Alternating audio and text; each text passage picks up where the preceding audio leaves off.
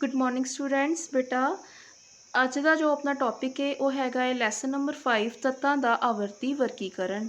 ਇਸ ਦਾ ਲੈਕਚਰ ਤੁਹਾਨੂੰ 1:10 ਤੇ ਡੀਡੀ ਪੰਜਾਬੀ ਤੇ ਵੀ ਆਏਗਾ, ਜੋ ਕਿ ਸਾਰੇ ਬੱਚਿਆਂ ਨੇ ਦੇਖਣਾ ਹੈ ਤੇ ਆਪਣੇ ਨੋਟਸ ਵੀ ਆਪਣੀ ਨੋਟਬੁੱਕ ਤੇ ਲਿਖਣੇ ਨੇ।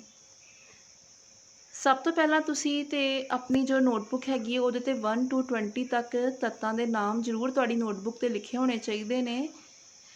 ਇਹਨਾਂ ਨੂੰ ਤੱਤਾਂ ਨੂੰ ਅਰੇਂਜ ਕਰਨ ਵਾਸਤੇ ਵੀ ਕਈ ਸਾਰੇ ਨਿਯਮ ਆਏ। ਸਭ ਤੋਂ ਪਹਿਲਾ ਨਿਯਮ ਦਿੱਤਾ ਸੀ ਨਿਊਲੈਂਡ ਨੇ।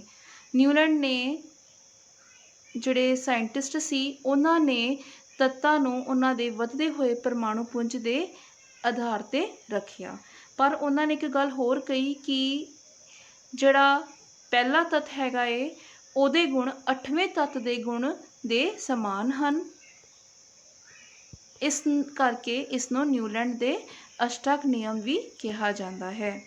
ਇਸ ਸਾਰਣੀ ਦੇ ਅਨੁਸਾਰ ਸੋਡੀਅਮ ਦੇ ਗੁਣ ਲੀਥੀਅਮ ਦੇ ਨਾਲ ਮਿਲਦੇ ਹਨ, ਕਿਉਂਕਿ ਸੋਡੀਅਮ ਲੀਥੀਅਮ ਦੇ ਬਾਅਦ 8ਵਾਂ ਤੱਤ ਹੈ।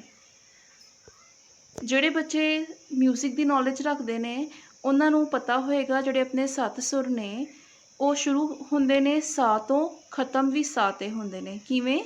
ਸਾ ਰੇ ਗਾ ਮਾ ਪਾ ਧਾ ਨੀ ਸਾ। ਤੁਸੀਂ ਦੇਖਦੇ ਪਏ ਆ ਸਾ ਤੋਂ ਹੀ ਸ਼ੁਰੂ ਹੋ ਰਿਹਾ ਹੈ, ਸਾ ਪਹਿਲਾ ਤੱਤ ਤੇ ਸਾ 'ਤੇ ਹੀ ਐਂਡ ਹੋ ਰਿਹਾ, ਮਤਲਬ ਕਿ 8ਵਾਂ ਤੱਤ ਜਿਹੜਾ ਹੈਗਾ ਆ ਉਹ ਫਿਰ ਤੋਂ ਦੁਬਾਰਾ ਤੋਂ ਸਾ ਹੀ ਆ ਜਾਂਦਾ ਹੈ।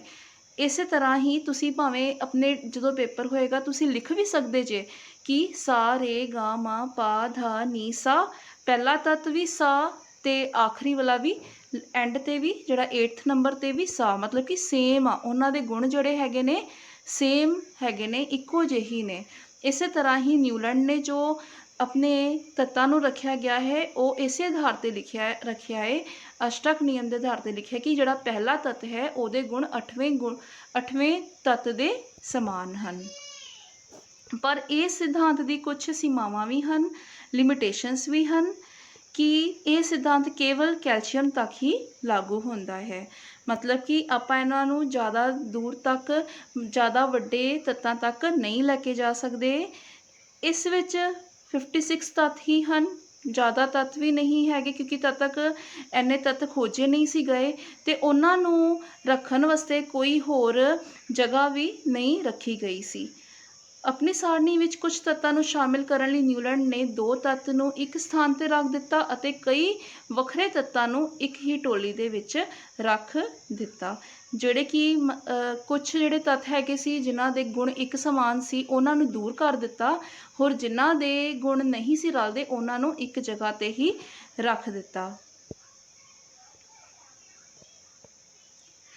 ਇਸ ਤੋਂ ਬਾਅਦ ਨਿਊਲੈਂਡ ਤੋਂ ਬਾਅਦ ਮੈਂਡਲੀਵ ਨੇ ਆਪਣੀ ਆਵਰਤੀ ਸਾਰਣੀ ਦਿੱਤੀ। ਉਹਨਾਂ ਨੇ ਕਿਹਾ ਕਿ ਤੱਤਾਂ ਨੂੰ ਉਹਨਾਂ ਦੇ ਵੱਧਦੇ ਹੋਏ ਪਰਮਾਣੂ ਪੁੰਜ ਦੇ ਆਧਾਰ 'ਤੇ ਰੱਖਿਆ ਗਿਆ।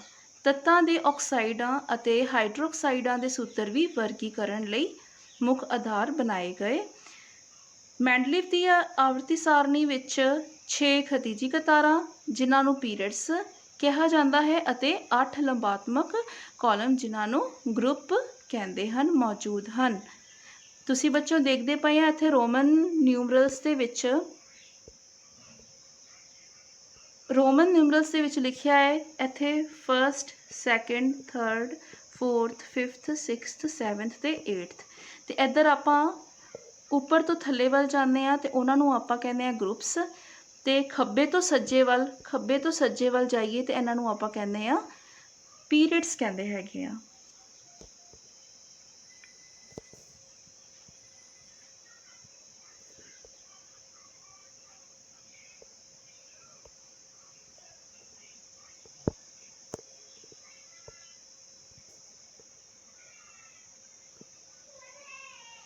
ਮੈਂਡਲੀਵ ਦੀਆਂ ਆਵਰਤੀ ਸਾਰਣੀ ਦੀਆਂ ਕੁਝ ਪ੍ਰਾਪਤੀਆਂ ਵੀ ਹਨ। ਤੱਤਾਂ ਨੂੰ ਉਹਨਾਂ ਦੇ ਪਰਮਾਣੂ ਪੁੰਜ ਅਤੇ ਗੁਣਾਂ ਦੇ ਵਧੇਰੇ ਬੁਨਿਆਦੀ ਆਧਾਰ 'ਤੇ ਵਰਗੀਕ੍ਰਿਤ ਕੀਤਾ ਗਿਆ ਸੀ। ਭਵਿੱਖ ਵਿੱਚ ਖੋਜੇ ਜਾਣ ਵਾਲੇ ਤੱਤਾਂ ਲਈ ਖਾਲੀ ਥਾਵਾਂ ਵੀ ਛੱਡੀਆਂ ਗਈਆਂ ਸਨ।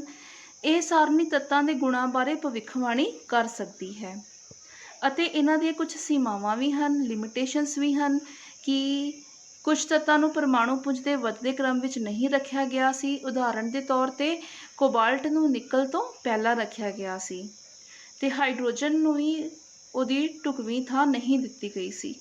ਕਿਸੇ ਤੱਤ ਦੇ ਆਈਸੋਟੋਪ ਦੇ ਬਾਰੇ ਕੋਈ ਵੀ ਸਪਸ਼ਟੀਕਰਨ ਨਹੀਂ ਦਿੱਤਾ ਗਿਆ ਸੀ। ਇਹ ਕੁਛ ਇਹਦੀਆਂ ਸੀਮਾਵਾਂ ਹਨ ਜੋ ਕਿ ਤੁਸੀਂ ਲਰਨ ਕਰ ਲੈਣੀਆਂ ਨੇ। ਨੈਕਸਟ ਦੇਖੋ ਬੇਟਾ, ਆਧੁਨਿਕ ਆਵਰਤ ਸਾਰਣੀ। ਆਧੁਨਿਕ ਆਵਰਤ ਸਾਰਣੀ 1913 ਵਿੱਚ ਹੈਨਰੀ ਮੋਸਲੇ ਨੇ ਦਿੱਤੀ ਸੀ। ਇਸ ਵਿੱਚ ਉਹਨਾਂ ਨੇ ਕਿਹਾ ਕਿ ਤੱਤਾਂ ਨੂੰ ਉਹਨਾਂ ਦੇ ਵੱਧਦੇ ਹੋਏ ਪਰਮਾਣੂ ਅੰਕ ਦੇ ਅਨੁਸਾਰ ਰੱਖਿਆ ਗਿਆ ਹੈ। ਇਹ ਤੁਹਾਡੀ ਬੁੱਕ ਦੇ ਵਿੱਚ ਵੀ ਬਣਿਆ ਹੋਇਆ ਹੈ ਮਾਡਰਨ ਪੀਰੀਓਡਿਕ ਟੇਬਲ। ਇਹਨੂੰ ਤੁਸੀਂ ਧਿਆਨ ਨਾਲ ਦੇਖ ਕੇ ਆਪਣੀ ਡਰਾਇੰਗ ਸ਼ੀਟ 'ਤੇ ਡਰਾ ਵੀ ਕਰ ਲੈਣਾ ਕਿ ਤੁਹਾਨੂੰ ਬਣਾਉਣਾ ਆਉਣਾ ਚਾਹੀਦਾ ਹੈ। ਤੁਸੀਂ ਕੋਸ਼ਿਸ਼ ਜ਼ਰੂਰ ਕਰਨੀ ਹੈ ਬਣਾਉਣ ਦੀ। ਅਤੇ ਜੋ ਤੁਹਾਨੂੰ 1 ਤੋਂ ਲੈ ਕੇ 20 ਤੱਕ ਐਲੀਮੈਂਟਸ ਵੀ ਤੁਹਾਨੂੰ ਦੱਸੇ ਗਏ ਨੇ, ਉਹਨਾਂ ਨੂੰ ਵੀ ਲੱਭਣਾ ਹੈ ਕਿ ਉਹ ਕਿੱਥੇ ਲਿਖੇ ਹੋਏ ਨੇ। ਇਸ ਵਿੱਚ 7 ਖਤੀਜੀ ਕਤਾਰਾਂ ਜਿਨ੍ਹਾਂ ਨੂੰ ਪੀਰੀਅਡਸ ਕਹਿੰਦੇ ਹਨ ਅਤੇ 18 ਲੰਬਾਤਮਕ ਕਾਲਮ ਜਿਨ੍ਹਾਂ ਨੂੰ ਗਰੁੱਪ ਕਹਿੰਦੇ ਹਨ ਮੌਜੂਦ ਹਨ। ਤੁਸੀਂ ਦੇਖਦੇ ਪਏ ਆ ਕਿ ਇੱਥੇ ਉੱਪਰ ਕੁਝ ਨੰਬਰਸ ਲਿਖੇ ਨੇ, ਉਹਨਾਂ ਨੂੰ ਉੱਪਰ ਤੋਂ ਲੈ ਕੇ ਥੱਲੇ ਤੱਕ ਆਪਾਂ ਜੋ ਹੁੰਦੇ ਨੇ ਉਹਨਾਂ ਨੂੰ ਕਿਹਾ ਜਾਂਦਾ ਆ ਗਰੁੱਪਸ। ਜਿਵੇਂ ਸਭ ਤੋਂ ਪਹਿਲਾ ਗਰੁੱਪ, ਦੂਜਾ ਗਰੁੱਪ, ਤੀਸਰਾ ਗਰੁੱਪ, 4 5 6 7 8 9 10 11 12 13 14 15 16 17 ਅਤੇ 18। ਇਹ 18 ਗਰੁੱਪਸ ਨੇ ਜਿਹੜੇ ਕਿ ਟੌਪ ਤੋਂ ਬਾਟਮ, ਉੱਪਰੋਂ ਦੀ ਥੱਲੇ ਵੱਲ ਨੂੰ ਆਉਂਦੇ ਨੇ। ਹੋਰ ਆਪਾਂ ਦੇਖਦੇ ਹੈਗੇ ਆ ਕਿ ਪੀਰੀਅਡਸ ਜਿਹੜੇ ਨੇ ਉਹ ਖੱਬਿਓਂ ਸੱਜੇ ਵੱਲ ਜਾਂਦੇ ਨੇ। ਜਿਵੇਂ ਕਿ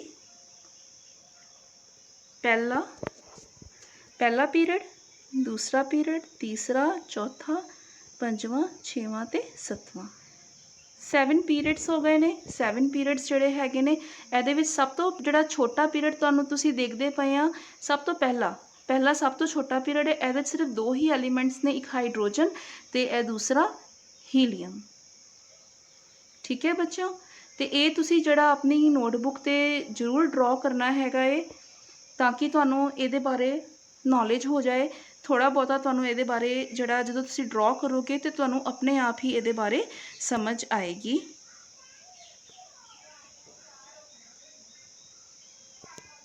ਇਹਦੇ ਬਾਰੇ ਤੁਸੀਂ ਆਪਣੀ ਨੋਟਬੁੱਕ 'ਤੇ ਵੀ ਲਿਖ ਲੈਣਾ ਹੈਗਾ ਹੈ। ਇੱਕ ਹੀ ਆਵਰਤ ਵਿੱਚ ਮੌਜੂਦ ਤੱਤਾਂ ਵਿੱਚ ਮੁੱਖ ਕੋਸ਼ ਸਮਾਨ ਸੰਖਿਆ ਵਿੱਚ ਹੁੰਦੇ ਹਨ ਅਤੇ ਇੱਕ ਹੀ ਸਮੂਹ ਵਿੱਚ ਮੌਜੂਦ ਤੱਤਾਂ ਦੇ